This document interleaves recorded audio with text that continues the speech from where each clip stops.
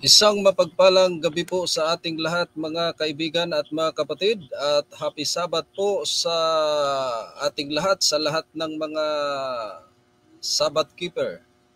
So, good evening at welcome na naman sa gabing ito sa muling pag-aaral sa mga salita ng Diyos. At kumusta po kayong lahat? Nawa ay nasa mabuting kalagayan ang bawat isa po sa atin. At atin rin pong kumustahin ang ating pong partner. Wala sa Tigbinan, Camarines Norte, Brother Bernard. Kumusta po kayo dyan sa inyong kinaroroonan? Magandang gabi po, magandang hapon at happy Sabat na po, lubog na yung araw at ito po ay narito sa maayos na kalagayan po. Sa buong sanlinggo na maayos po tayo sa tulong ng Panginoon po. Kaya happy Sabat po sa lahat at magandang gabi po sa ating lahat. Alright, thank you Brother Bernard. At kung sakaling meron kayong mga katanungan, mga kaibigan ko, regarding po sa ating pong paksa na tatalakayin po natin sa gabing ito, pwede po kayo mag-comment sa comment section at pwede rin pong mag-message or mag-text sa mga numero na inyo pong nakikita sa screen upang ating pong mabigyan ng pansin at kasagutan ng inyo pong mga katanungan. At sa gabing ito, mga kaibigan, ang ating pong pag-aaralan ay may kinalaman sa chapter 25 ng Matthew. Ito po ay may kinalaman sa 10 berhen o 10 virgins na kung saan ating pong alamin ito upang ating pong malaman ang mga katotohanan na nagmumula sa banal na kasulatan. But before tayo mag-start sa ating pong pag-aaral sa mga salita ng Diyos, proceed po muna tayo sa ating pong panalangin upang hilingin natin sa ating pong buhay na Diyos ang kaniyang guidance na samahan tayo upang ating pong maunawaan ang mga mahiwagang salita ng Diyos na nagmumula sa kaniyang manual, which is sa banal na kasulatan. Tayo po muna ay manalangin. Dakila at mapagpala Ama namin na nasa mga langit ka, maraming salamat, Amang Banal, sa mga oras na ito. At ang aming kahilingan, una sa lahat, patawarin kami sa aming pong mga pagkakasala sa inyo, sa isip, sa salita at sa gawa. At maraming salamat, Amang Banal, sa buong isang linggo, sa inyo pong pag-iingat sa aming pong buhay, sa pag-iingat sa lahat ng uri ng kapamakan. At narito po muli kami sa gabing ito upang patuloy po naming pag-aaralan ang inyo pong mga banal na salita. Ang aming pong kahilingan, sa amin nawa ang inyo pong banal na espiritu, ang kaalaman, karunungan, kaunawaan, sumaamin nawa upang maihayag ang inyo pong mga banal na salita, ang inyo pong mga katotohanan. At ganoon din ang unawa sa aming pong mga sumusubaybay upang maunawaan ang inyo pong mga banal na salita. At ganoon din ang aming pong mga kapatid at mga kaibigan, kami pong idinadalangin ang may mga karamdaman, physical, naway dalawin sila Amang Banal at pagalingin sa kanila pong mga karamdaman. Salamat Amang Banal sa inyo pong walang sawang pag-ibig sa amin. Sa kabila ng aming pong mga pagkukulang, nariyan kayo upang patuloy kaming gabayan, tulungan at pagpalain at iligtas sa lahat ng uri ng kapamakan. At ibinabalik po namin sa inyo sa gabing ito ang pagpapasalamat sapagkat ito lamang ang aming pong magawa bilang ganti sa inyo pong kabutihan sa bawat isa sa amin. Ibinabalik po namin sa inyo ang kapurihan. Ang lahat ng ito ay aming hiniling at pinasalamatan sa pangalan lamang ni Hesukristo, aming personal at tagapagligtas. Amen. So sa gabing ito, mga minamahal kong kaibigan, mayroon na po tayong mga viewers. Diyan po kay Sister Judith Suerte Albutra. Happy Sabbath, Sister, at magandang gabi po sa inyong lahat diyan po sa Quezon City. And also sa ating pong kaibigan, Danila Ili. Magandang gabi sa iyo, boss. And thank you for watching. And also sa ating pong pinsan, no? Kisha Dialdi is watching. Thank you for watching. At sa ating pong mga kapatid, Brother Alexis Gonomunda is watching. Thank you for watching. So sa gabing ito, mga kaibigan, antabay po kayo sapagkat ang paksa po natin ay napakahalaga na ating pong malaman itong chapter 25 ng Matthew. Itong 10 virgins. Ano kaya ang katayuan nitong 10 birhin o 10 virgins, mga kaibigan? At kanino po kaya pinapatungkulan ang mensaheng ito? So para po ating pong malaman ang mga katotohanan, ating pong pag-aaralan sa tulong ng ating pong Panginoon. Ating pong ibigay ang panahon sa ating pong partner. At kung sakaling meron kayong mga katanungan, mga kaibigan ko, about sa ating pong topic, pwede po kayong magtanong. At para mabigyan po natin ng pansin at kasagutan ng inyo pong mga katanungan. So proceed na po tayo. Ating pong ibigay ang panahon sa ating pong partner. Brother Bernard, go ahead. Maraming salamat po at magandang gabi po sa atin pong lahat at happy Sabbath po sa ating mga kapatid sa pananampalataya. At ganoon din sa mga non-Adventist, happy Sabbath din po. Nawa ay mahanap natin itong araw ng pangilin na itinalaga ng Panginoon mula pa sa pasimula po at patuloy natin na sinusunod ang kalooban po ng ating Panginoon. Kaya ngayong gabi sa araw ng Sabat, continuation pa rin ito ng chapter 24 sa context, pero sa Bible chapter 25 na po ito sa sulat sa division ng Bible. So titingnan natin tong chapter 25, yung parable ng 10 virgin po. At mahalagang maunawaan po natin ang parabola po na ito. At ano ba ang ibig sabihin nitong 10 virgins sa Mateo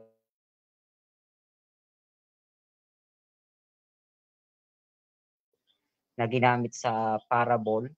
At ganun din yung application, saan ba dapat siya i-apply, saang panahon, kanino i-apply, para kanino ang parable po na yan. So titingnan po natin yan dito sa ating pag-aaral po sa gabing ito sa araw ng Sabat po. So 10 virgins, ito po ay isang parable na winika po ni Jesus Christ ayon sa sulat ni Mateo po na itinala po dyan sa Biblia po na makikita natin sa chapter 25 po. So simulan po natin ang pag-aaral tungkol sa 10 virgins. Basahin natin ang Mateo 25 sa verse 1 sa next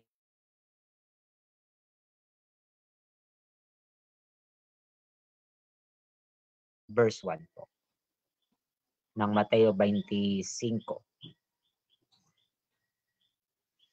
Okay po, ganito po ang ating pong mabasa. Kung magkagayon ay magkakatulad ang kaharian ng langit ng 10 dalaga na kinuha ang kanilang mga ilawan at nagsilabas upang salubungin ang kasintahang lalaki. Ayan po.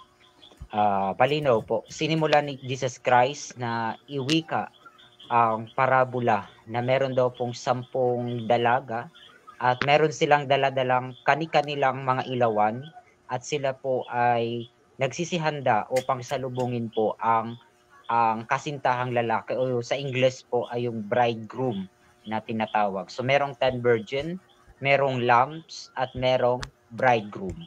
At ito daw ay gaya ng kaharian ng langit, yung magaganap na yung sa parable na wedding na pinapakita dito sa Mateo 25 sa parabola ni Jesus Christ. Tandaan po natin, itong chapter 25, itong parabola ng 10 virgin, continuation pa po ito ng chapter 24.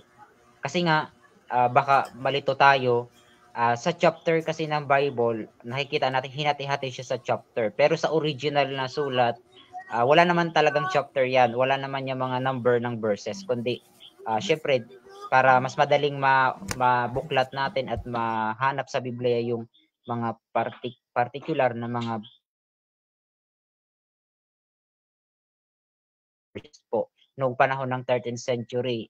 Ang naglagay po niyan ay si Stephen Langton. So, ang titingnan natin sa pag-aaral, context po, hindi yung pagkaka-arrangement ng verse o ng chapter po ito. So, ang chapter 25 po ay continuation ng chapter 24.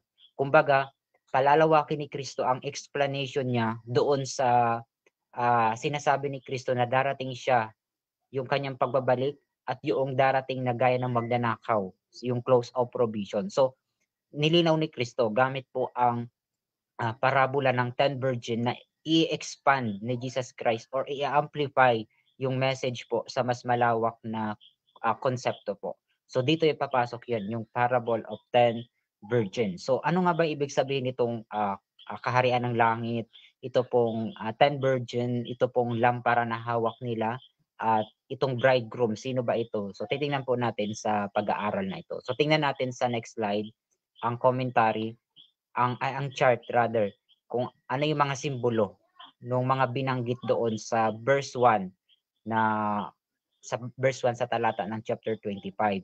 So kung titingnan natin, parable po ito. Pag sinabing parabola, ibig sabihin, hindi po talaga yung literal na merong 10 virgin, hindi ang literal na may 10 virgin o may literal na bridegroom, kundi lahat po yan ay isang kwento na ginagamit ni Kristo upang ipahayag yung isang moral truth o yung isang katotohanan po. Kumbaga ginagamitan ng parabola. Kaya kapag nakabasa kayo ng parabola sa Bible, laging meron niya ang truth na nakapaloob doon. Bagaman fictitious yung ginagamit ng mga character or mga tauhan kasi kwento po yan. Isang parable pag tinatawag na parabola nga sa wikang Pilipino. So diyan po sa verse 1 may nabanggit na 10 virgin. Anong ibig sabihin ng 10 virgin? So pag sinabi nating mga babae ito,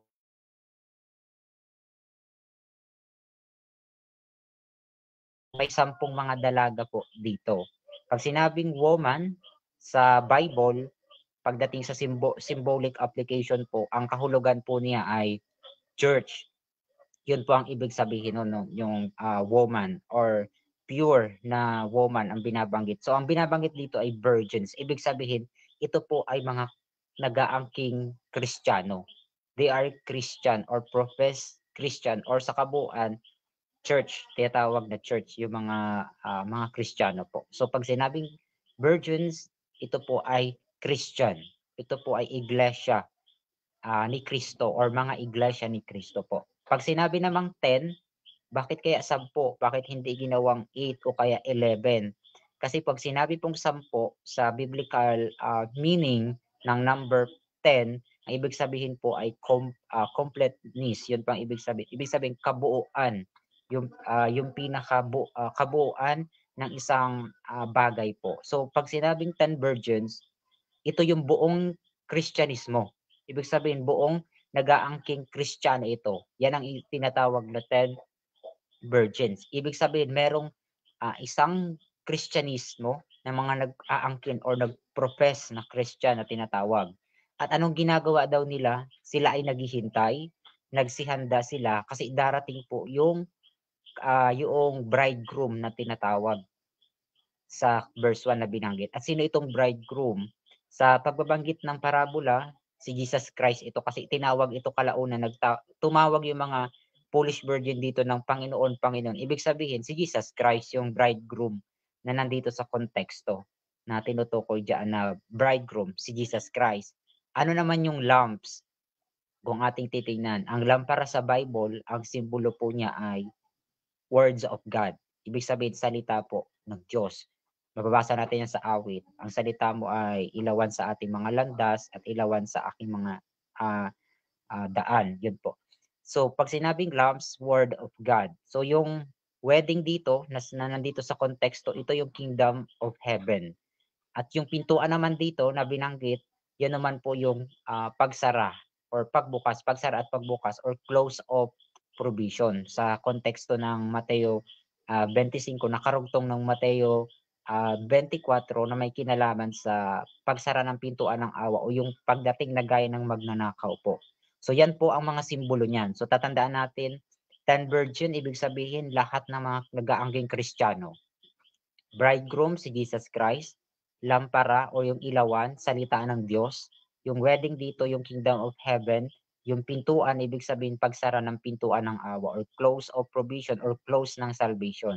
So yan po yan ang ating pag-aaralan, paano ipinaliwanag ni Kristo ang tungkol sa parable ng 10 virgin po. So sa next slide, tingnan natin yung commentary ni Ellen White na nai-publish po sa Review and Herald noong June 23, 1896 sa paragraph 5. Sa next slide po, tingnan natin kung ano yung sinabi ni Ellen White sa kanyang sa writings niya na nai-publish sa Review and Herald. Sabi po, we should study the great waymarks that point out the times in which we are living. Sabi po rito, mahalaga po na pag-aralan daw po natin alin daw po yung great waymarks o yung mga dakilang mga palatandaan na ano daw po nagtuturo sa kung nasaang panahon tayo nabubuhay or naninirahan po or umiiral. Ibig sabihin, bakit mahalagang pag-aralan natin ang prophecy, ang salita ng Diyos, at ito pong mga parable ni Jesus Christ upang maihanda tayo at malaman natin kung nasaan na tayong panahon naglalakbay. Kasi nga, kagaya tayo nung 10 virgins na naghihintay sa pagbabalik ng ating Panginoon or ng bridegroom ng iglesia po, ng tinatawag. Kasi yung iglesia yung woman or babae. At tingnan natin pa sa next slide, yung another sulat po ni Ellen White sa The Great Controversy sa page 393. Para saan ang parable ng 10 virgins? Sabi dito na Ellen White, in-apply niya ito, sabi, the parable of the 10 virgins of Matthew 25 also illustrates the experience of the Adventist people. So malinaw po. Ang 10 virgin, ang parable po na ito ay also. Pag sinabing also, ibig sabihin may other application siya bukod dito sa mga Adventist. Sa kabuuan, para ito sa mga Kristiyano. Pero specifically, sabi ni Ellen White, ito rin po ay inilalarawan nitong 10 virgin, ang karanasan ng mga Adventista po o ng mga taong naghihintay sa pagbabalik ng ating Panginoon. Kasi yun yung character ng 10 virgin, naghihintay sila. So specifically para ito sa mga Adventist at mga professed Christian na naghihintay sa pagbabalik ng ating Panginoon. So doon yan i-apply ang parable ng 10 virgin na ating iisa-isahin pag-aralan po. Kung nasaan na tayong panahon at nasaan na tayo doon sa parable ng 10 virgin po. Sa next slide pa, tingnan pa natin yung another writing sa manuscript release number 16 sa page 270 sa paragraph 3. Sabi ni Ellen White, the parable of the 10 virgins was given by Christ himself, and every specification should be carefully studied. A time will come when the door will be shut. Malinaw po. Kailangan daw po na pag-aralan natin specification at maging maingat na pag-aralan po natin itong parable of 10 virgins. Kasi nga darating daw ang panahon na magsasara daw po ang pintuan. So mahalaga na maunawaan natin to kasi baka hindi tayo nagmamalay, close na pala ang close of provision o yung pintuan. Kaya mahalaga talagang pag-aralan po natin ang parable of 10 virgin upang hindi tayo masarhan na magaya sa foolish virgin na ating titingnan kung sino ba yung foolish at sino yung wise virgin dito po. So sa next slide pa, may isa pang testimony tayong kukunin na nai-publish sa Review and Herald noong August 1980-90 sa paragraph 3.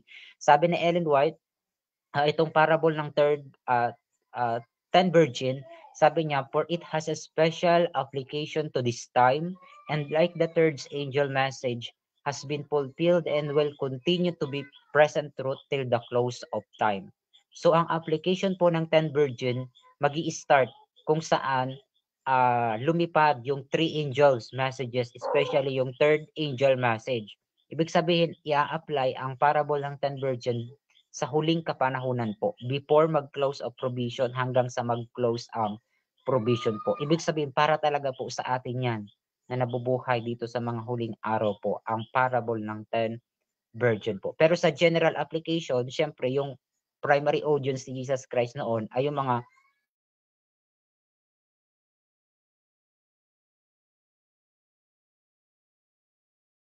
of provision or magsara yung pintuan po. Yun yung binabanggit dito sa mga testimony at pinapakita din doon sa Bible sa context ng may pintuan or close of provision po.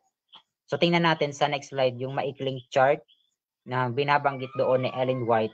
So dual po ang application ng 10 virgin. Aside doon sa general application niya na madalas ituro ng karamihang mga nagtuturo tungkol sa 10 virgin. Pero specific, ang 10 virgin para po sa mga Adventist people, sabi ni Ellen White, at dual po ang application niya or repeated po.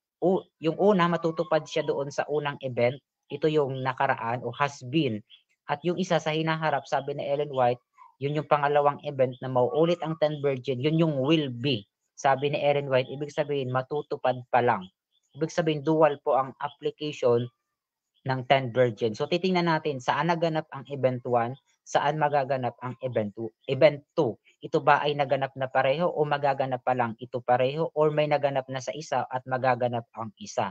So yan po ang titingnan natin sa application ng 10 virgin at isa-isahin natin ang 10 virgin na parable po sa Mateo 24 na sinimulan natin sa verse 1 kung ano yung mga simbolo nung binanggit doon sa verse 1 na parable. So i-continue po natin sa next slide sa Mateo 25 sa verse 2 po.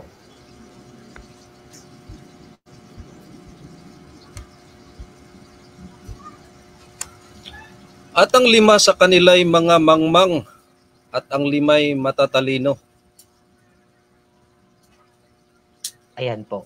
Ibig sabihin po, meron pong 10 virgin pero hindi lahat po ng 10 o yung lang nag-aangking mga Kristiyano, ibig sabihin sa kabuuan or completeness, hindi po lahat na nag-aangking Kristiyano ay totoong Christian talaga or totoong faithful na follower or believer ni Jesus Christ ng ating Panginoon ng tagapagligtas. Bakit po? Kasi sabi ni Kristo sa verse 2, ang 5 sa kanila ay mga mangmang po. Ibig sabihin, foolish ang kanilang character. At yung isa, ang sabi naman, ang isa pang 5 po ay matatalino or wise. Not necessarily intellectual in terms of education. Hindi po 'yun ang pinag-uusapan ditong matalino, kundi by character po, yung pagiging wise at yung pagiging polish po. So yan ang sabi sa Matthew 25 verse 2 po. So sabi nga dito, kung titingnan natin, ano bang ibig sabihin ng foolish at saka ng wise virgin po sa konteksto doon sa verse 2 na binasa natin. So tingnan natin sa commentary ng ni Ellen White na naipublish po sa Advent Review and Sabbath Herald noong August 19, 1890. Sabi ni Ellen White, the name foolish virgin represent the character of those who have not the genuine heart work wrought by the Spirit of God. The coming of Christ does not change the foolish virgin into wise ones. So malinaw po, pag sinabing wise at foolish, ang pinag-uusapan po sa konteksto ay character. Yun po ang nire-represent. At itong foolish virgin, ang nire-represent na character po nito mga Kristiyano na ito na nag-aangkin, sila po yung walang totoo or genuine na pananampalataya sa ating Panginoon at hindi namumunga po sa kanila ang bunga ng Espiritu o yung gawa ng Espiritu o yung righteousness of Christ ay hindi po makikita sa kanila kasi nga hindi sila totoong mananampalataya po ni Kristo. Kaya sila foolish sa kanilang character. Samantalang yung wise, totoo silang faithful na believers at follower ni Jesus Christ at totoong Christian talaga. So yan po ang ibig sabihin ng foolish at saka wise, isang faithful at isang unfaithful, isang wise at isang foolish po. Yan po ang ibig sabihin ng foolish at wise virgin dito. Ibig sabihin mga iglesia ito, Kristiyano ito na nag-aangkin, merong mga foolish dyan at meron talagang totoo lang dyan na wise na Christian or virgin na tinatawag sa konteksto ng parable po. So sa next slide, tingnan natin. Anong klase? Meron silang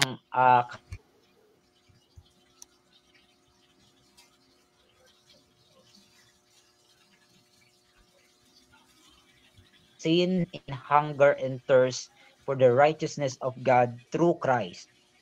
But the foolish virgins do not have this true faith. What they have is presumption. Ito po yung pinagkaiba. Kung ating titingnan po sa Mateo 25, ay binasa natin, yung konsepto ng wise at foolish ay sa character makikita. Yung totoong wise na mga Christian, sila po yung totoong merong pananampalataya kay Kristo. Nang ibig sabihin, lahat po ng kanilang kasalanan ay talagang pinagsisisihan po nila at sila po ay namumuhay ayon po sa bunga ng Espiritu at yung righteousness of God through righteousness of Christ na sumasa kanila po ay nakikita po sa kanilang character. Samantalang yung foolish virgin, anong meron po sa kanila? Hindi po totoong faith. Nag-aangkin lang po silang Christian. Ang meron po sa kanila ang kabaliktaran ng faith na tinatawag po na presumption. At anong ibig sabihin po ng presumption? Ito po yung kumpiyansyado siya sa sarili niya na siya ay Kristiyano. Nag-aangkin siya na Kristiyano pero hindi naman talaga makita sa kanyang sarili at sa kanyang buhay ang pagiging Kristiyano. Ito yung tinatawag na presumptive or presumption na pananampalataya. Faith. At ito ang character ng foolish virgin o mga Christian. Ang kanilang pananampalataya ay presumption ang meron po sa kanila at hindi genuine faith ang meron po sa kanila. So tingnan natin sa next slide yung comparison ng wise at saka ng foolish virgin. Yung 5 wise virgin, sila yung totoong faithful, meron silang totoong pananampalataya kay Kristo. Kaya namumunga sa kanila ang bunga ng Espiritu. Totoo silang mananampalataya. Samantalang yung foolish virgin, ito yung mga hypocrites na mga Christian na nag-aangking Kristiyano pero kabaliktaran ang nakikita sa kanilang character. Sila yung unfaithful at meron silang presumption at wala silang genuine faith po. So dalawang klase po ang mga naghihintay kay Kristo. Especially sa mga Adventist to, kasi sabi ni Ellen White, para sa Adventist ang 10 virgin. So ibig sabihin, sa mga Adventist people may dalawang klase. Isang faithful at isang unfaithful. Ito yung binanggit din ni Kristo na dalawang uri ng alipin. Isang tapat at isang hindi tapat na alipin. Kumbaga, pinalawak lang ni Kristo sa chapter 25 ng Mateo yung dalawang klase ng alipin. So inexplain dito gamit naman ng 10 virgin po sa konteksto po ng Mateo 25 po. So clear po. Character ang pinag-uusapan pag sinabing foolish at wise virgin. Not literally ito ay may kinalaman sa intellectual at saka sa unintellectuality, kundi character po ang pinag-uusapan. Kaya pag sinabing wise, sila yung faithful. Pag sinabing foolish, sila yung unfaithful. Ganun lang po kasimple ang kahulugan nito sa konteksto ng parable dahil character ang pinag-uusapan ng mga nag-aangking Kristiyano, especially Adventist, yung application nito ng 10 virgin according kay Ellen White sa mensahera natin sa huling araw na ito. So, clear tayo doon sa dalawang klase ng mga Christian at Adventist na nag-aangkin. Ito ay foolish at wise virgin po ang kategory ng dalawang klase ng naghihintay kay Kristo o dalawang klase ng alipin po ito na inexplain din ni Kristo sa Mateo 24 na pinag-aralan natin kagabi. So, next slide po. Sa verse 3, ituloy natin sa verse 3 po ng chapter 25 ng Matthew.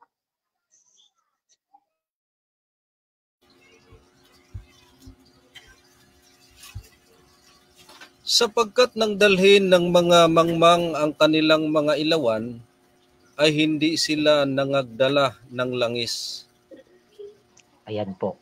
Papansin po natin, yung 10 virgins, lahat po, foolish at saka wise man sila, lahat po sila anong meron? Lahat po sila, lahat ay may ilawan. At anong ibig sabihin ng ilawan kung babalikan natin doon sa second slide? Ang sabi, pag ang kahulugan ng lamp ay word of God. Ibig sabihin, mga Christian din po itong foolish virgin.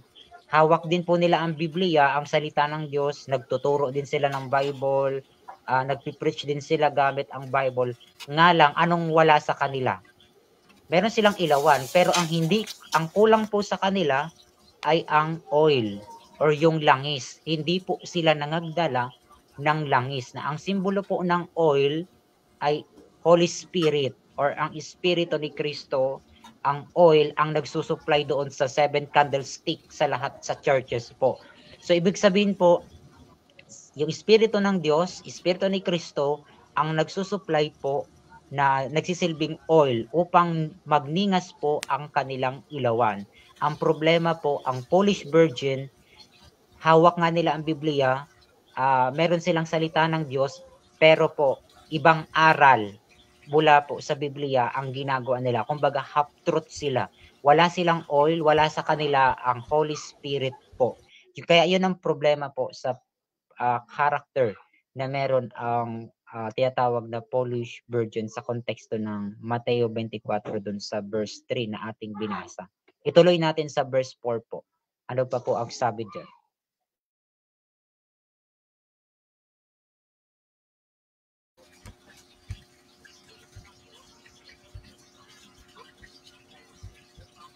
Datapuat ang matatalino ay nangagdala ng langis sa kanilang sisidlan na kasama ng kanilang mga ilawan.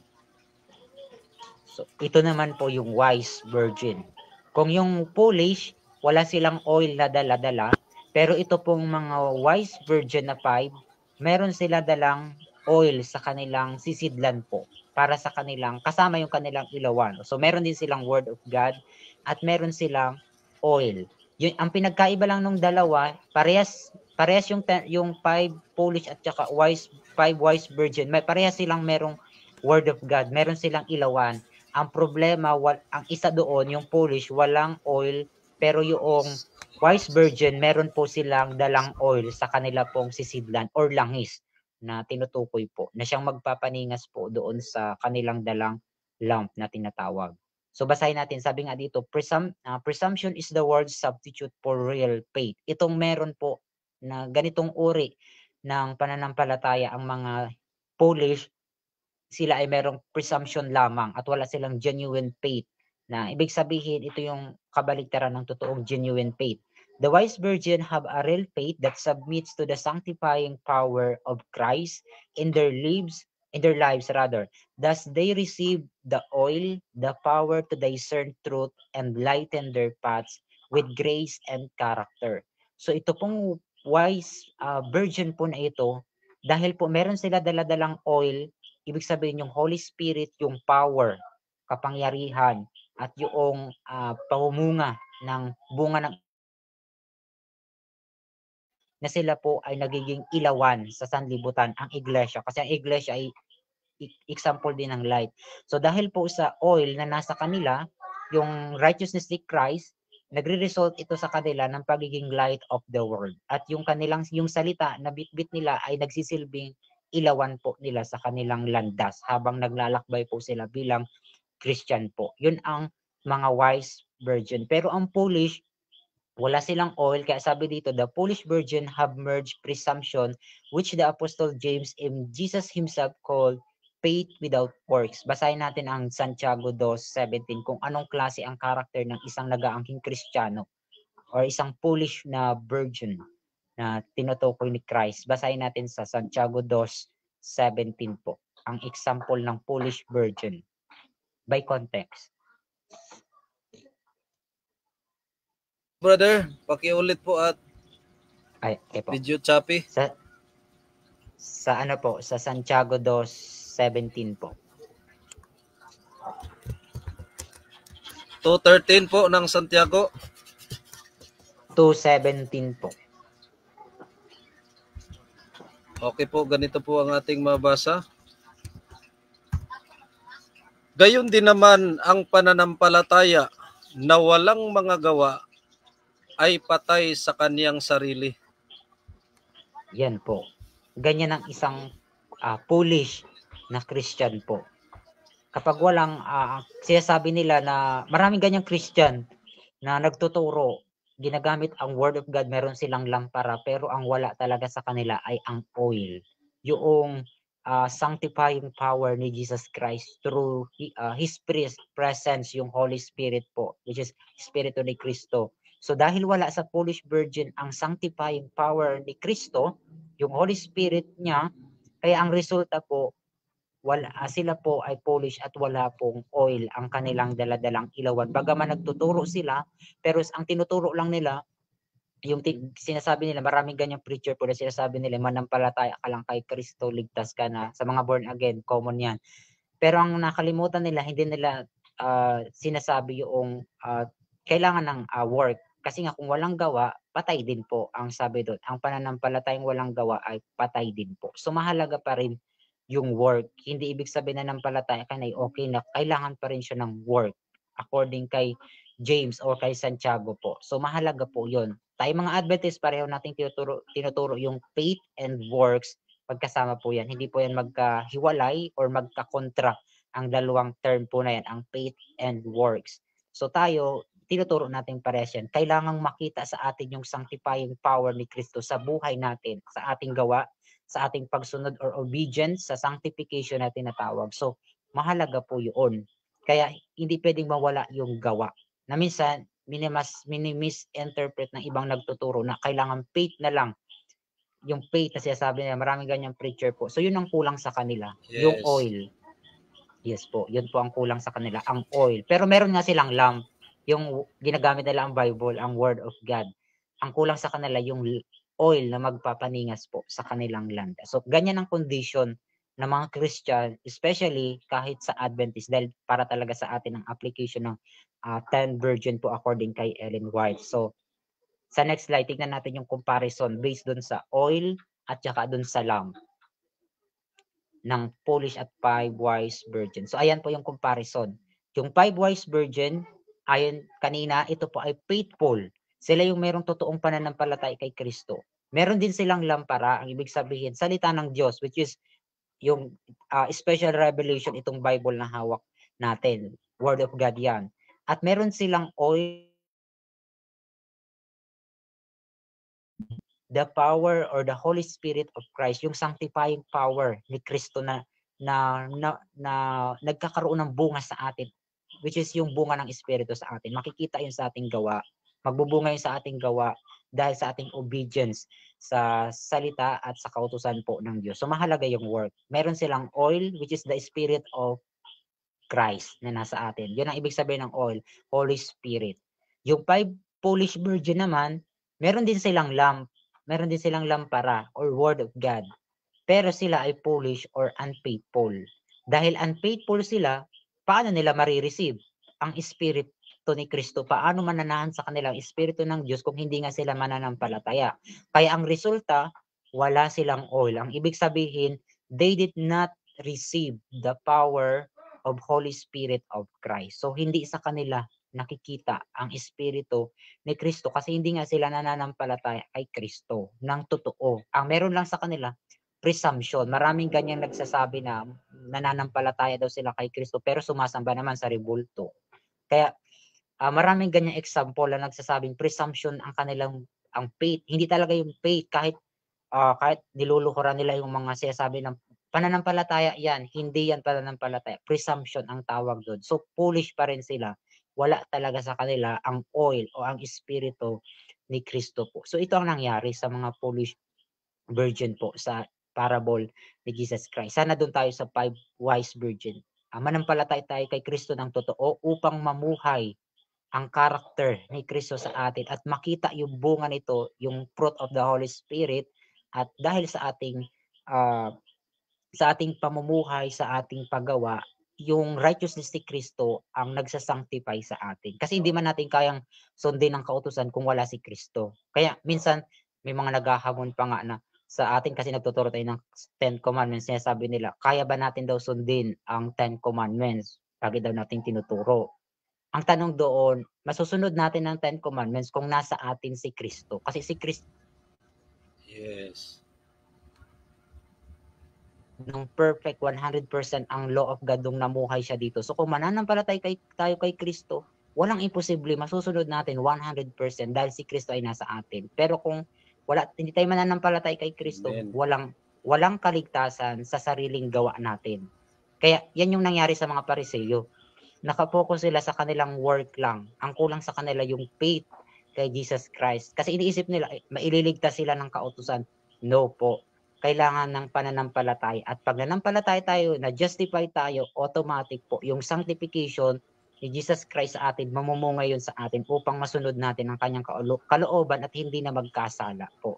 So, faith then works magkasama po. Yan ang totoong wise na Christian po. Dapat yan ang makita po sa atin. So, na-clear po, dalawang klase ang mga nag-aangking Kristiyano. 5 wise virgin at 5 foolish virgin. Yung isa walang oil, yung isa merong oil. Bagaman pareho silang merong lamp. Kasi Christian ito, hawak din nila ang Bible, ang Word of God. So next slide po. I-continue natin sa verse 5. Sa next slide. Ano pa ang sinasabi ni Matthew na winika ni Kristo sa kanyang parable po?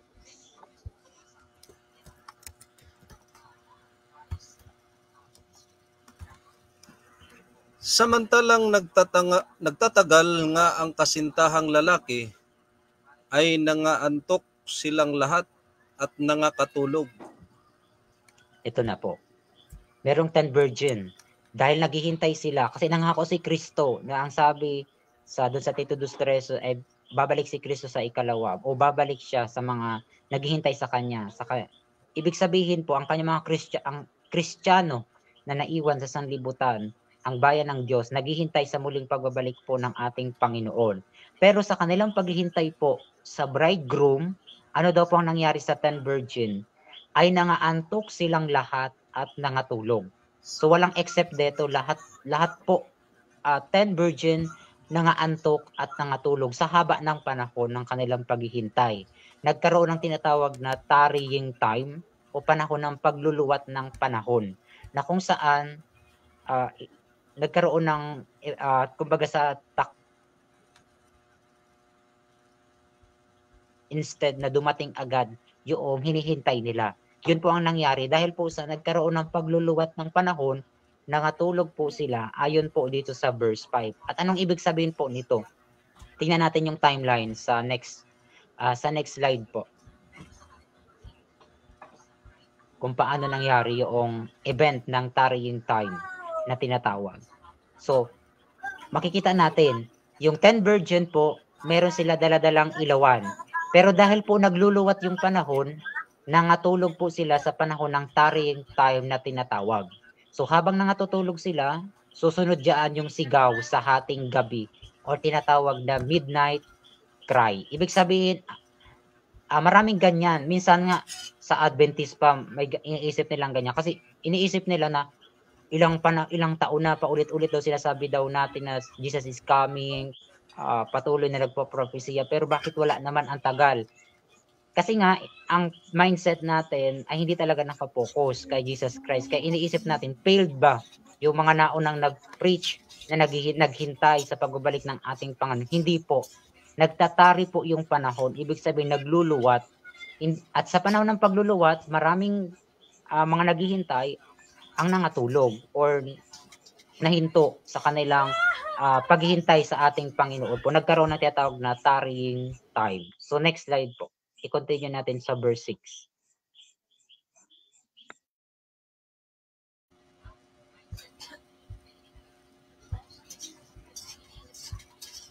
Datapwat pagkahating gabi ay may sumigaw, narito ang kasintahang lalaki. Magsilabas kayo upang salubungin siya. Yan po. Meron pong tinatawag na midnight cry o sigaw sa hating gabi. Pero wala pa yung bridegroom, kundi sigaw pa lang ito. May sigaw na nagbabala na malapit na o narito na yung bridegroom po, malapit na. Ituloy po natin sa sa verse 7 to 8.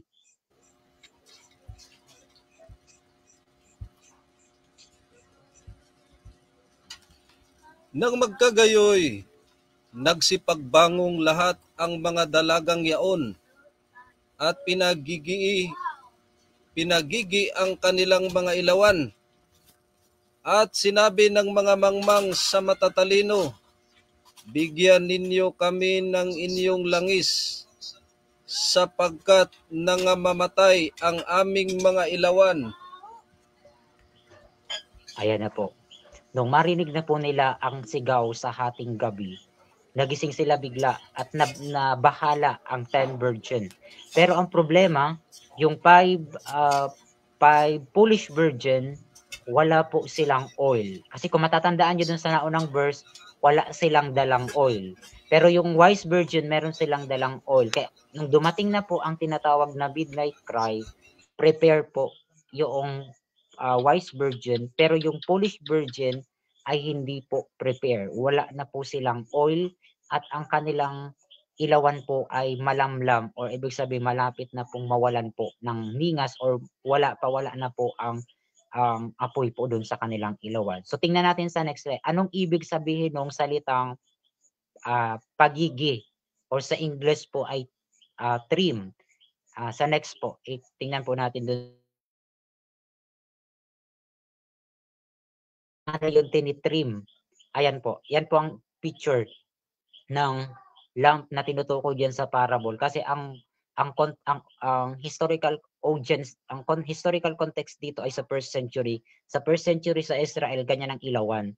So ano ayari yan sa bricks na meron po yung tinatawag na wick at yung wick po na yan yun yung nagsisilbing daluyan ng oil para yung apoy manatili po siyang magningas. At kapag po anong mapapansin natin dun sa verse 7 to 8 na binasa natin, ang ginawa nila pinaggigi. Ang ibig sabihin po ng pinaggigi sa English po ay trim. Anong ibig sabihin po ng trim? Kung makakakita po kayo ng ilawan, sa itaas po ng mitya ng ilawan, umiitim po yun. Kapag po sobra ng itim yun, namamatay po yung ningas po niyaon. Kaya kailangan po yung alisin o linisin. Kailangan linisin po yung nasa dulo ng mitya. Yan po ang ginawa nung 5 wise virgin. Pero yung foolish,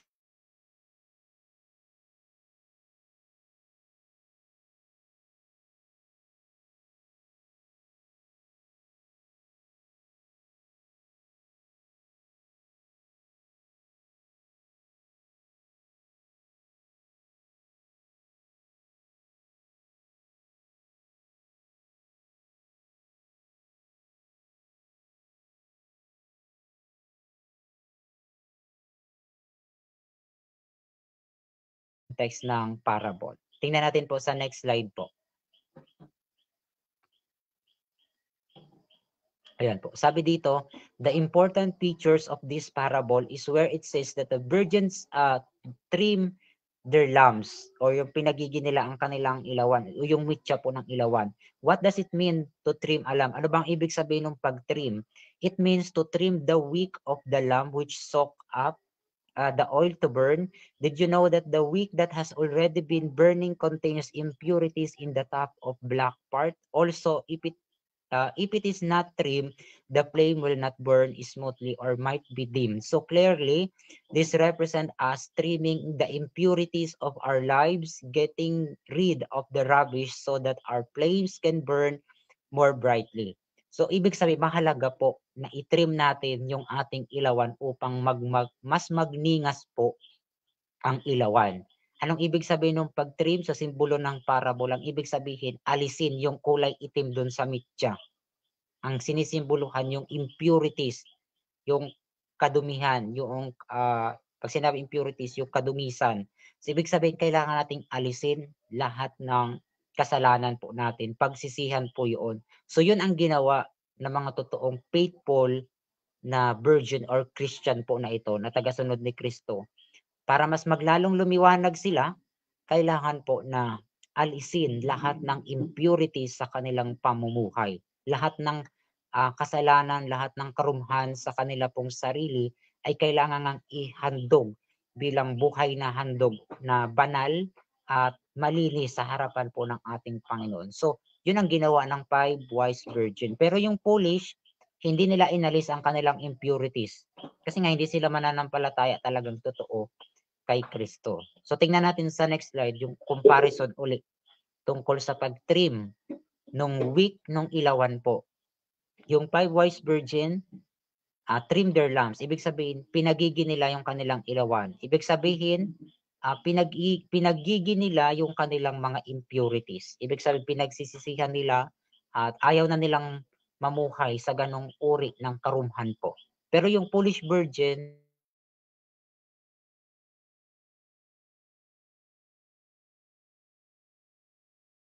yung kanila rin pong character ay nananatili dun sa tinatawag na hypocrisy ang meron po sa kanilang character. Foolish nga po sila or meron silang tinatawag na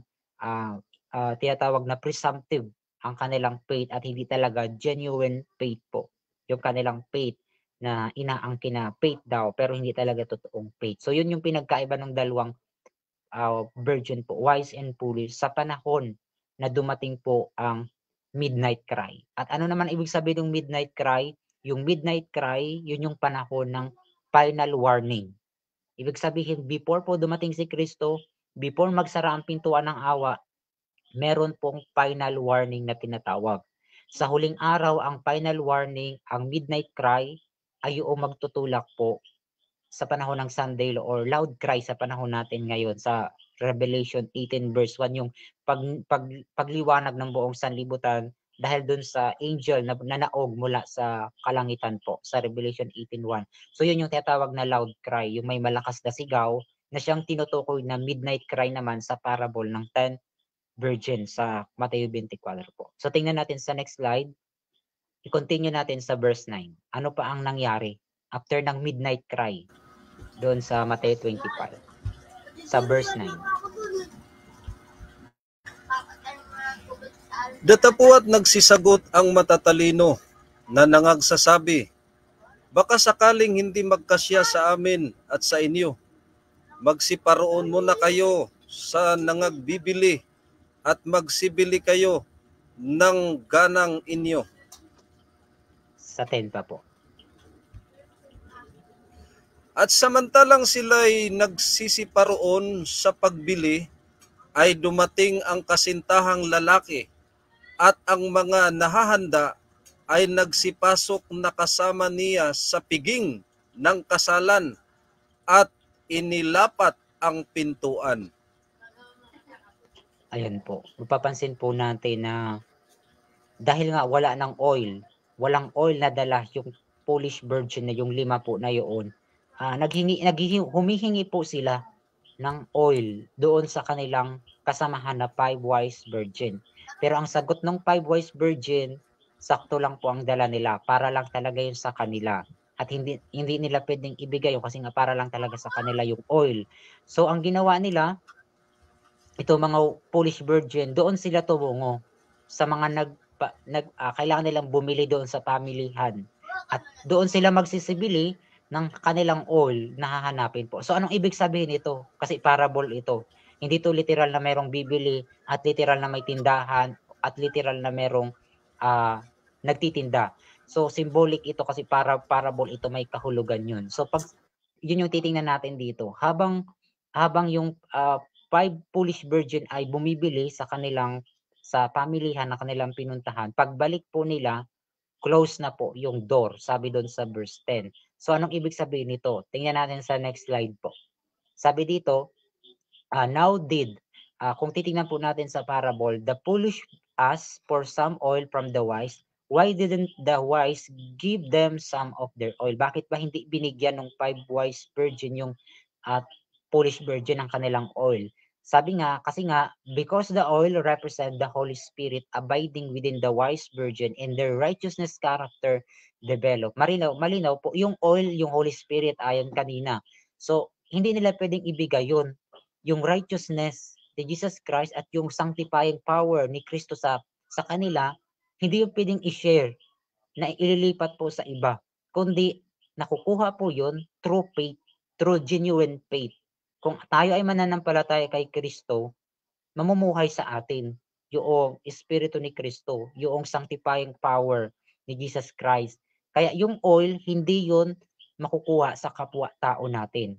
Kaya hindi natin kailangang hanapin sa kapwa, kay Kristo lang po tayo kailangang manampalataya upang ma-receive natin ang oil. Pero yung foolish, dahil hindi nga sila mananampalataya, wala sa kanila yung oil, kaya saan sila hahanap? Ang sabi, dahil hindi sila makahanap ng oil sa kanilang kapwa na virgin, ang ginawa nila, pumunta sila sa pamilihan. So, yun yung titingnan natin. Tingnan natin sa next slide, yung comparison nung merong oil at yung walang oil at paano yun nare-receive yung oil na yun. So, tingnan natin dito. Yung 5 wise virgin, nare-receive po ang oil through the faith in Christ. Genuine faith kay Kristo po. 100% na pananampalatay kay Kristo. Kung mananampalatay tayo kay Kristo, yung oil mananatili po sa atin at magdiningas po ang ating ilawan.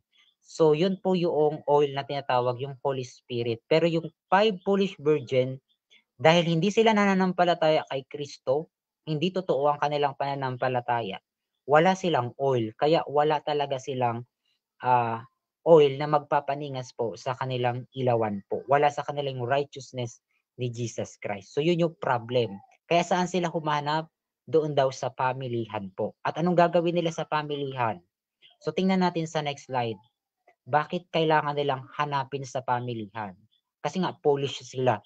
Hindi sila nananampalatay kay Kristo. Kaya ang sabi dito, who are those who sell the oil? The false teacher and the false pastors of the churches, but it is not the true oil. So ito ang nangyari sa mga Christian. Sa halip na kay Kristo sila manampalataya, saan sila nananampalataya? Saan nila hinahanap ang kaligtasan? Sa kanilang kapwa. Dahil nga ang kanilang puso ay sarado kay Kristo, sa kanilang kapwa hinahanap nila ang salvation. Maraming ganyang nagtuturo, maraming ganyang tao, pero ang totoong salvation ay na kay Kristo. Ang totoong faith kay Kristo dapat. So, doon sila dapat bumili ng langis kay Jesus Christ. Kasi yung Espiritu ni Kristo ang oil na tinatawag. So, dahil wala silang pananampalataya kay Kristo, saan nila na-receive yung oil? Wala silang na-receive na oil ni Jesus Christ. Sila po ay mga foolish virgin. Kaya pumunta sila sa pamilyan, sa kanilang kapwa, hinahanap nila ang oil. At kung meron mang oil, ibang spirit yun. Hindi yun espiritu ng Diyos na magpapaningas ng ilawan. Which is sabi ni Ellen White, dahil walang spirit na nag-influence. Spirit of Christ at saka spirit of Satan. So dalawa lang. Kung hindi sila mananampalataya ni Kristo, kaninong spirit yung binilhan nila? So ito yung panahon ng loud cry sa hinaharap. Sa panahon ng Sunday Law, maraming matitisod na Christian natatanggap ng mark of the beast at doon nila hahanapin ang kanilang ikaliligtas sa panahon ng crisis sa huling araw po. Pero yung bayan ng Diyos, dahil sa kanilang totoong pananampalataya, hindi nila tatanggapin ang mark of the beast kahit hindi sila makabili, kahit hindi sila makapagpabenta, basta't nananampalataya sila kay Kristo, sigurado po, sila po ay makakapasok sa close of provision. So yun yung pinaka-important dito. Hindi katulad ng ginawa ng foolish virgin. Kumbaga, nakihalo muna sila sa kanilang kapwa. Yun muna ang hinanap nila sa halip na dun sila manampalatay kay Kristo, nanampalataya sila sa espiritu na nasa lupa at hindi sa espiritu ni Kristo. So yan yung mangyayari sa panahon ng mark of the beast, sa final crisis po. Kasi yan yung application na titingnan natin dito kung paano yung magaganap. Tingnan natin po sa next slide yung chart ng comparison ng 5 wise virgin at ng foolish virgin at paano sila nasarahan doon sa pintuan, sabi doon sa binasa nating verses kanina. So yung 5 wise virgin, dahil totoo silang mananampalataya ni Kristo, genuine yung faith, dumating po ang close of provision, nakapasok sila sa wedding, sa kaharian ng Diyos. Pero po yung 5 foolish virgin, anong ginawa nila? Doon sila nanampalataya sa sanlibutan po. Sa sistema ng sanlibutan, sa espiritu ng sanlibutan sila nanampalataya. Doon sila naghanap ng oil. Kaya pagbalik nila, hindi sila nagmamalay, hindi nila ina-expect, close na po pala ang provision. At doon na po sila nasarahan po. At ano po ang isisigaw nila sa verse 11 po. Basahin po natin ang verse 11. Sa next slide po. Basahin natin ang Matthew 25 verse 11.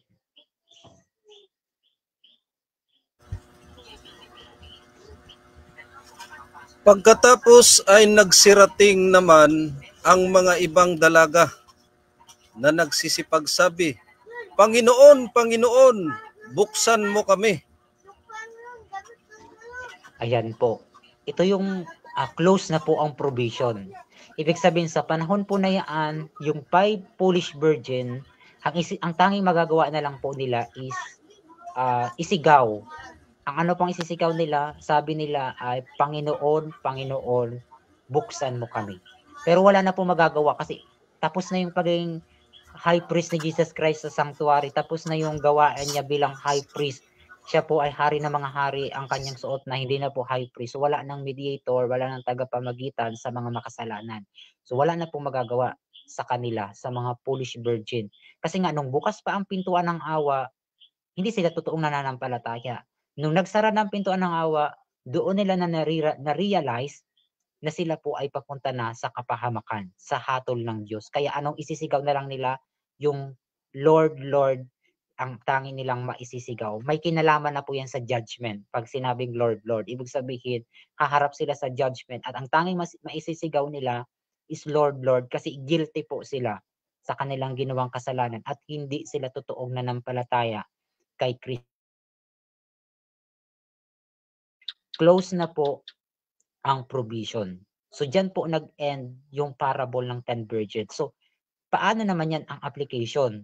Saan ba yan in-apply? Kung babalikan natin yung context ni Ellen White. So tingnan natin sa next slide yung application na po ng 10 virgin.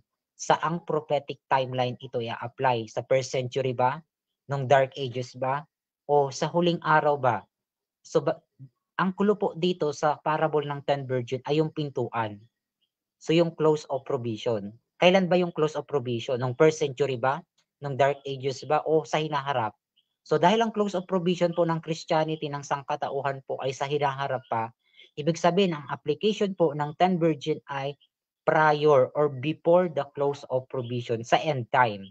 So ibig sabihin ang 10 virgin rather ay ia-apply ito sa huling araw sa end time before maganap ang close of provision hanggang sa maganap ito, hanggang bumalik ang Panginoon at makamtan ang kaharian ng langit ng bayan po ng Diyos o yung wedding na magaganap sa Revelation 19. So ibig sabihin po sa huling araw ang application ng 10 virgin. So tingnan natin paano ito in-apply ni Ellen White according sa ni-reveal sa kanyang karunungan po. So tingnan natin sa writing ni Ellen White based dito sa aklat ni Ellen White na The Christ Object Lesson. Kung gusto nyong basahin, nandyan po yan sa aklat. Diyan po in-explain ni Ellen White ang concept ng 10 virgin, paano ito in-apply sa generation. Para kanino daw po ang 10 virgin? Sabi ni Ellen White sa Christ Object Lesson, para ito sa mga Seventh-day Adventist na mga nag-aangking Kristiyano sa huling araw po. So tingnan natin sa next slide yung chart ng 10 virgin sa context ng Christ Object Lesson sa aklat ni Ellen White. So ito po yung application ni Ellen White sa end time. Ito yung chronological event ng pagkakasunod-sunod po. Dito natin makikita nasaan na tayo nabubuhay sa concept ng sa parable ng 10 virgins sa application ni Ellen White sa end time. So yung preaching, ito yung panahon na nangangaral ang 10 virgin, dala-dala nila yung ilawan. Yung tarrying time, ito yung panahon na nangatulog po sila. Kasi nga, matagal silang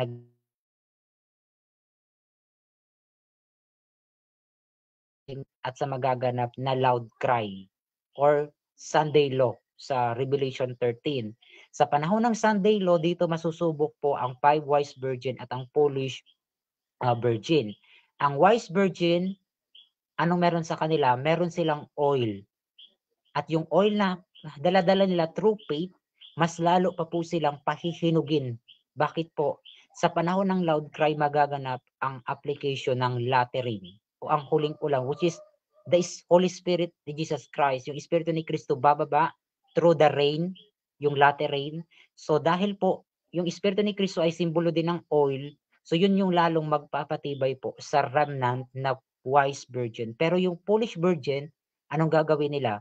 Pupunta sila sa pabilihan, doon sila hahanap ng kanilang oil. Ibig sabihin, doon sila mananampalataya sa gitna ng crisis po na magaganap sa Sunday law crisis. So anong gagawin ng foolish virgin?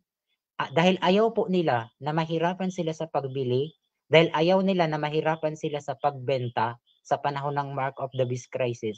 Ang gagawin na lang po nila is manampalataya sa espiritu ng sanlibutan sa halimaw po sa huling araw. Kaya tatanggapin na lang nila ang Mark of the Beast. So sabi ni Ellen White, Adventist ito, hindi po lahat na nag-aangking Adventist ay talagang titindig na Adventist sa huling araw.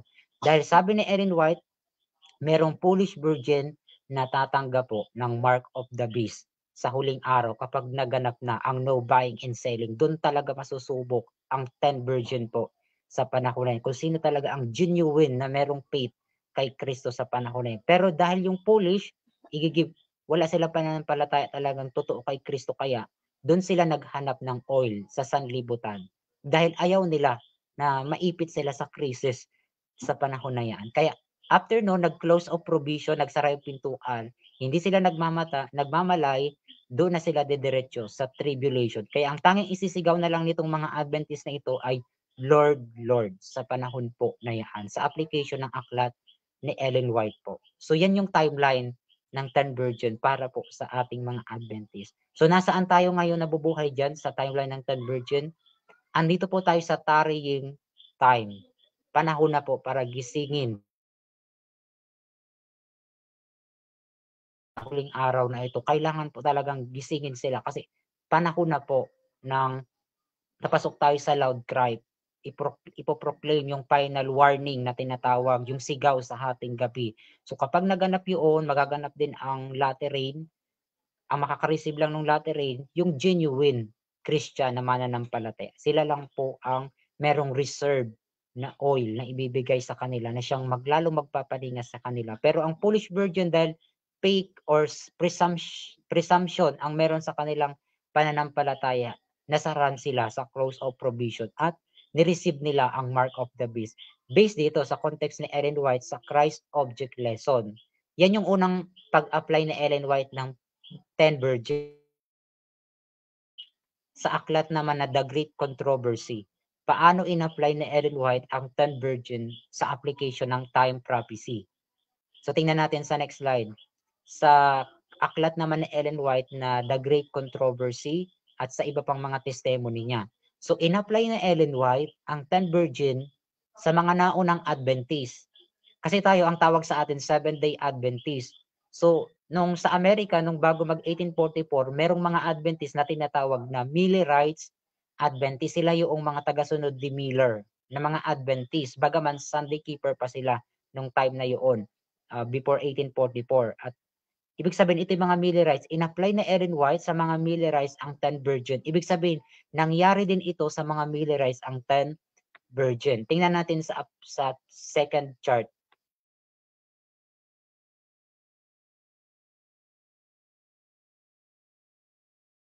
Close of provision, ay rather, hindi close of provision, kundi pagsara lang ng pintuan.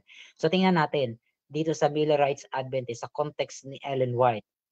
Based sa writing ni Ellen White, sa The Great Controversy, dahil dual yung application ng 10 virgin, una, yung 10 virgin na may daladalang lamp, ito yung first angel message na nag-start yung 1798 sa prophecy po, kung pag-aaralan nyo ang buong prophecy ng Revelation. 1798, nag-start yung first angel message na nag-arise sa West, sa Amerika, yung pag-i-start ng Advent movement na tinatawag o tinatawag na Advent movement hanggang mabuo yung Second Advent Awakening movement sa Amerika that time. At naganap yung tinatawag na tarrying time noong 1844, noong April. Bakit po? Na-disappoint po ang mga Millerites. First disappointment po ng mga Millerites is noong April, before mag-October. Ibig sabihin, April, na-disappoint sila. Ito yung second angel message na empowered nung time na yan. Na-empowered yung second angel message. At after noon, bago mag-October, naganap ang tinatawag na Midnight Cry. Kung magbabasa kayo ng mga writings po sa Millerites, gaya kay Josiah Litch, sa mga pioneers natin, ang tinatawag nilang Midnight Cry ay yung panahon ng nagpo-proclaim sila sa darating na 1844, at karamihan po ng Protestant nung time na yan, ng mga nag-aangking Millerites or tagasunod ni Miller that time, kasi yung kilusan na yon tinawag na Millerites, yung wise virgin sila lang yung totoong nanindigan sa prophecy ng 2,300 days ng Daniel. Pero yung Polish Virgin, ito yung mga protestante na iniwan nila ang Millerites Adventists after ng October 22, 1844 na shut door na tinatawag or nagsara yung pintuan. Nung time na magsara ang pintuan ng holy place sa symbolic application ng time prophecy pero not literally in application ng salvation nag-close yung holy place kundi doon sa takbo ng time prophecy based sa Daniel sa prophecy ng 2,300 days. So nag-end noong October 22, 1844, nag-close yung door, hindi po nakapasok ang mga protestanteng nag-reject ng message po ng October 22, 1844 o yung 2,300 days prophecy ng Daniel 8:14. So ang nakapasok lang sa pintuan po ang wise virgin, ang natira po na mga protestante na Millerites, yung 50 po na tao. Ibig sabihin sa panahon ng midnight cry, 50,000 na lang po ang Protestant Millerites. Pagdating ng October 22, 1844, yung The Great Disappointment, naiwan po ang 50 na remnant. At yung naiwang 50 na remnant, sila ang nag-proclaim ng third angel message. At itong 50 na tao, na mga remnant po, kalaunan, nagisilang Seventh Day Adventist Church na tinawag po. At tayo na po yan. So dahil po naging Seventh Day Adventist yung 50 na remnant na nag-proclaim ng third angel message, so marirepeat po yung first, second, and angel dahil dual yung application ng 10 virgins. So tingnan natin sa next slide sa application ng Ellen White at ng mga pioneers po natin. Sa next slide po. So ito po, yung repetition ng first and second angel message. So from 1798, nag-start yung first angel message. Kung susundan nyo ang mga writings ng mga pioneers natin at ni Ellen White. 1844 yung second angel message, yun po yung first disappointment ng April 19. At noong October 22, 1844, nung ma-disappoints ang mga Millerites sa tinatawag na The Great Disappointment, nag-start naman ang third angel message. At since 1844, naglumilipad ang third angel message which is the Seventh-day Adventist Church, including yung first, second, and angel na mariripit po sa history. At mariripit ang 10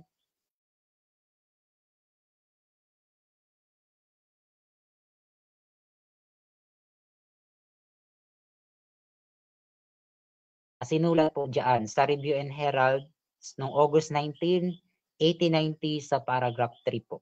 Sa next slide po. Tingnan natin kung paano marirepeat yung naganap sa Millerites at mauulit sa end time before mag-close ang probation.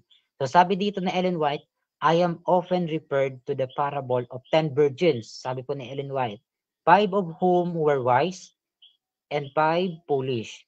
This parable has been, tanda po natin yung mga nakakulay pula, yan yung clue sa context na Ellen White, has been and will be fulfilled to the very letter, for it has a special application to this time, and like the third angel's message, has been fulfilled and will continue to be present through till the close of time.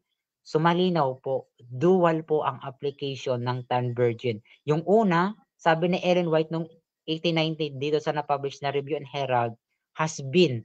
Pag sinabi pong has been, ibig sabihin po, na-fulfill na yung unang application ng 10 virgin. At kailan po yung na-fulfill? Sa panahon ng Millerites, sa unang application ni Ellen White ng 10 virgin. At yung isang application ng 10 virgin, kailan magaganap? Sabi ni Ellen White noong 1890, will be. Pag sinabing will be, sa future pa ng 1800 onwards, sa hinaharap pa po ni Ellen White. Ang sabi ni Ellen White, yung application ng 10 virgin ay napapanahon po or to this time yung application under po ng third angel message na nag-start noong 1844. Ibig sabihin, dual po yung event. Has been at saka will be ang dual application ng 10 virgin. So tingnan natin yung application ng dual event ng 10 virgin po sa next slide, yung chart from Millerites Adventist to Seventh-day Adventist Church. So tingnan natin, from 1798 to 1844, ito yung has been na tinutukoy ni Ellen White na natupad na. Ibig sabihin, ito yung first angel, second angel na kung saan in-apply ang 10 virgin para po sa mga Millerites. Merong nasarahan ng door yung mga Protestant na nag-reject ng 2,300 days message ng prophecy ng Daniel. After noon, 1844, nag-start ang third angel message, na-repeat uli ang first and second angel message, at nag-continue ito hanggang sa hinaharap, matutupad yung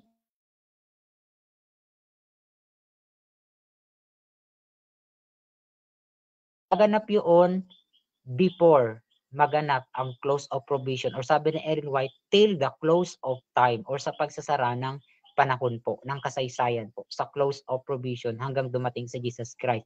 So dual po ang application. Kaya yung tanong, para kanino ang 10 virgin? Tatlo po ang application. Una, general application para sa mga Christian. Ikalawa, yung dual application ni Ellen White sa context. Ang ikalawang application, natupad na po doon sa panahon ng Millerites Adventist. Ang ikalawa naman, yung pangatlo, ito yung hindi pa natutupad or nasa present sa kasalukuyan natin, nandito tayo ngayon, at natutupad sa kasalukuyan at matutupad hanggang sa mag-close of provision po. So nasaan tayo ngayon? Nasa second application po ng parable ng 10 virgin o pangatlo sa application ng 10 virgin po sa context ng Bible at sa spirit of prophecy ni Ellen White. So nandito tayo ngayon nabubuhay sa will be na binabanggit noon ni Ellen White. So nandito na tayo ngayon sa will be, ongoing, nasa panahon ng tarrying time, papunta tayo sa loud cry sa Sunday law, na kung saan susubukin ang 10 virgin po sa kanilang faith. Kung genuine ba talaga ang faith nila or hindi. Kaya kailangan po ng the great shaking na tinatawag o yung pagliliglig upang ma-separate ang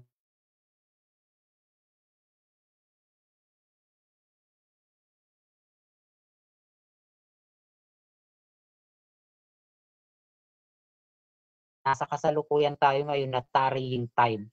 Nagluluwat ang panahon at maraming nangatutulog at sana wag tayong mga tulog sa panahon na ito na nagtatari yung panahon upang maging handa tayo kung dumating man ang close of provision ay nakasecure tayo na nakapasok tayo doon sa close of provision or doon sa pintuan at doon tayo sa kaharian ng Diyos or sa wedding dediretso po. Kasi si Kristo yung ating bridegroom. Kasi yung iglesia ang kanyang asawa. Based sa sulat ni Pablo sa mga taga-Epeso. So tayo po ang asawa ni Kristo in terms of ecclesiological application po.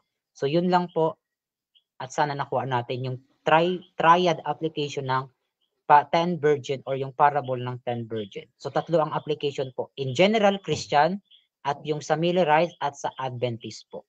So yan po ang application ng 10 virgin na dapat nating unawain pa ng unawain at aralin po sa panahon po na ito at i-proclaim na sana doon tayo mapabilang sa totoong Christian, sa totoong Adventist, naghihintay sa pagbalik ni Kristo at totoong merong genuine faith at merong gawa.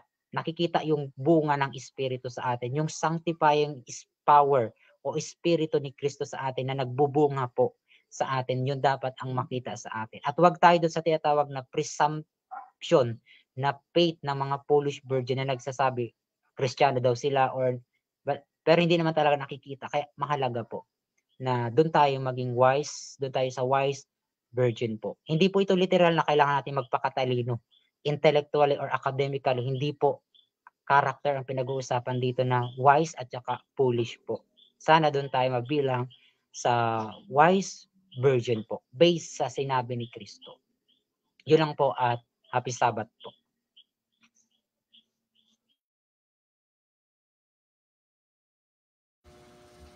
All right, thank you so much, Brother Bernard, at salamat sa pagpapaliwanag about sa ating pong topic sa gabing ito. At basahin po natin ang ating pong mga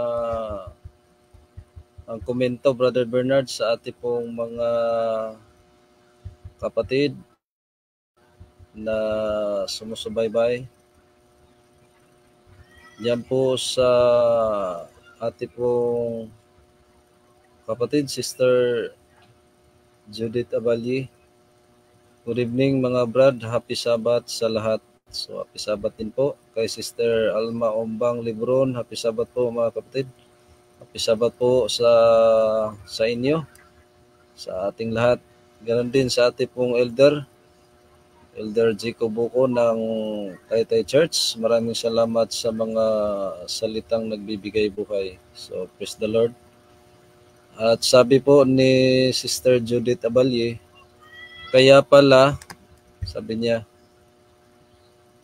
Kaya pala kahit matagal na sila nagsisimba, umaalis pa rin kasi wala sa kanila ang oil ni Kristo. Remember, the oil is the Spirit of Christ. So, yun ang sinabi niya, Brother Bernard, no? Marami daw po ang matagal na nagsasamba. Pero sa mga pagsubok sa buhay, mga alalahanin sa buhay, yung iba pinagpalit ang paglilingkod sa ating Diyos at mas inuna ang mga bagay-bagay sa mundong ito. So, yun ang kanyang sinabi, Brother Bernard, ano? Na marami daw po ang matagal na sa pagsasamba o matagal na sa paglilingkod. Pero kalaunan tumalikod. So, sad to say, kung ganun yung mga tao na sayang sa tagal-tagal na panahon tapos biglang tumalikod sa paglilingkod. So, sana hindi po tayo ganun para hindi tayo matulad sa 5 berhin na ang 5 ay mangmang. So, sa makatuwid, yung 5 po kasi wala sa kanila yung oil, which is the Holy Spirit of Christ. So, yun yung pagsisikapan po natin na ang oil, yung Holy Spirit sa Panginoon ay sa atin. Na siyang magpapatibay ng ating pananampalataya. Diyan po kay Sister Joby Hirinalaw Arsenal. Happy Sabbath po sa ating lahat. Happy Sabbath po, Sister. At ganun din sa ating pong kapatid, Brother Celso Tubo. Good evening, Brad, sa inyo. God bless. God bless din po. Magandang gabi. Happy Sabbath. Sabi niya dito, Brother Bernard, 2 klase Adventist ngayon. Brad, ito yung tumama sa 10 virgin. Sinasabi niyang 2 klase ang Adventist.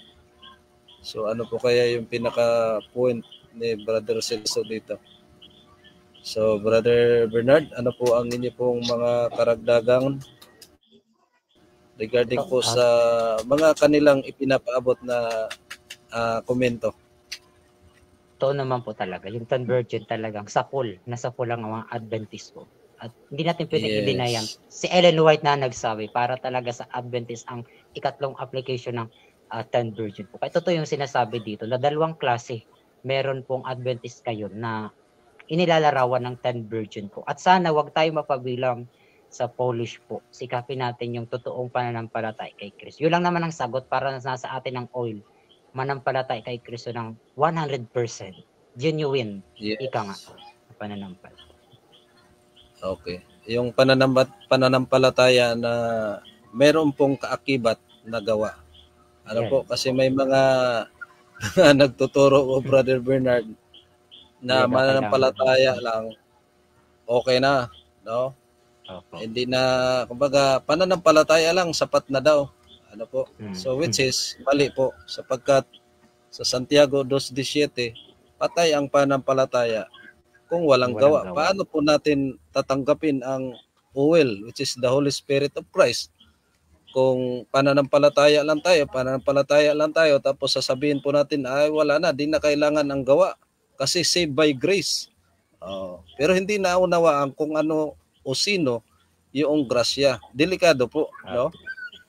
So, sa lahat ng nagpaabot ng pagbati at nagbigay ng komento, maraming salamat po sa inyong lahat, mga kaibigan at mga kapatid. Na ito po ang ating pong pagsisikapan na masustain o manatili sa atin yung pong Holy Spirit ni Christ. Huwag tayong magkumpiyansa sa ating pong buhay bilang naglilingkod, bilang may pananampalataya. Sabihin natin na sapat na, ay hindi po. Kailangan dapat patuloy tayong sumunod sa mga kalooban ng Panginoon. Ano po? At huwag tayong magkumpiyansa as sasabihin po natin bilang mga sumusunod ni Kristo. Kasi yung iba, Brother Bernard, ay kumpiyansa na lang, ano? Baka okay na, andito na ako sa tunay na reliyon. No? Tunay Yan po na opo. Yan po yung tinatawag na presumption nga ng mga foolish virgin. Kaya wag sana po ganun. Kaya nga, thou shall not compiance. No? Yes. So, maraming salamat po mga minamahal kong kaibigan at mga kapatid. And don't forget to share our live and follow our Facebook account, Jebels, and also sa The Last Trumpet, and alamin natin. So, papalo na lang po mga kaibigan at mga kapatid. So, para po sa ating pong pagtatapos, tayo po ay manalangin. Wala naman pong tanong, Brother Bernard. Proceed na po tayo sa ating pong closing prayer. Sa inyo po, kapatid na Bernard. Para po sa pagtatapos ng ating programa sa Sabat na ito, tayo po ay manalangin. Amang banal, narito po kami muli ay lumalapit po sa inyo pong harapan, sa inyo pong dakilang kaluwalhatian dyan po sa kaitaasan po ng sanktuaryo. At ngayon pong araw ng Sabat, kami po ay nagpapasalamat sa lahat ng mga narinig at napakinggan po naming salita mula sa inyo pong banal na salita po, ang ilawan na aming daladala sa mga panahon po na ito. At naunawaan po namin na sana po doon kami mapabilang sa tinatawag na wise virgin, at sa pamagitan ng pananampalataya at gawa na ayon po sa inyong kalooban ay manatili po ang banal na espiritu po sa amin. At yun po ang hinihiling namin sa gabing ito, na sa bawat isa po ang banal na espiritu, ang espiritu ni Kristo ang manahan po sa bawat isa sa nakinig at sa lahat po ng makikinig pa sa salita po na inyo pong binitawan dito sa Mateo 25 po. At ganun din po sa mga oras na ito, kung kami man po ay merong kahinaan, physical man o spiritual, ito po ay inyo pong palakasin at bigyan ng kasiglahan po at mamuhay din kami bilang totoong Kristiyano at hindi ang maging tinatawag na pagpaimbabaw. Nawa ang inyo pong espiritu ang mamunga po sa bawat isa sa amin or sa bawat individual po. At ito po ay hindi namin magagawa kung wala po ang sanctifying power po ng inyong bugtong na anak na si Jesucristo na inyo pong sinugo dito sa amin sa sanglibutan po. At ang lahat ng ito po ay aming idinadalangin at hinihiling po ang kapatawaran sa kung anuman ang mga pagkukulang, pagkakasala sa isip, sa salita at sa gawa sa mga oras po na ito. At nawa po ang pagpapala ng langit ang magpatuloy sa araw na ito ng Sabat, at ito po ang aming idinadalangin sa pangalan po ni Jesus na aming personal na tagapagligtas. Amen. Alright. Salamat po, Brother Bernard, at huling mensahe sa ating pong mga sumusubaybay. Magandang gabi po. Happy Sabat po sa ating lahat at patuloy po tayo dito sa ating program. At kung meron kayo suggest na topic, open po itong ating programa po. Yun lang po, at magandang gabi at happy Sabbath po.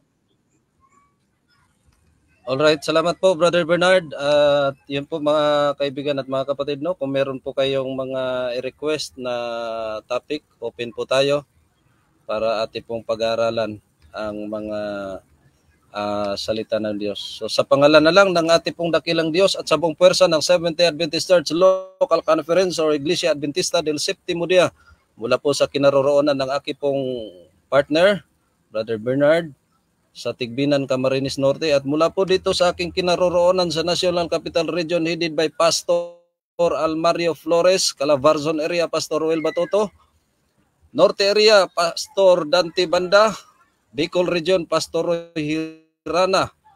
Ito po ang inyo pong mga abang lingkod na magsasabi, mapalad ang bumabasa at nangakikinig ng mga salita ng hula at tumutupad sa mga nangasusulat doon, sapagkat ang panahon ay malapit na. Purihin ang Diyos. God bless and happy Sabbath, everyone.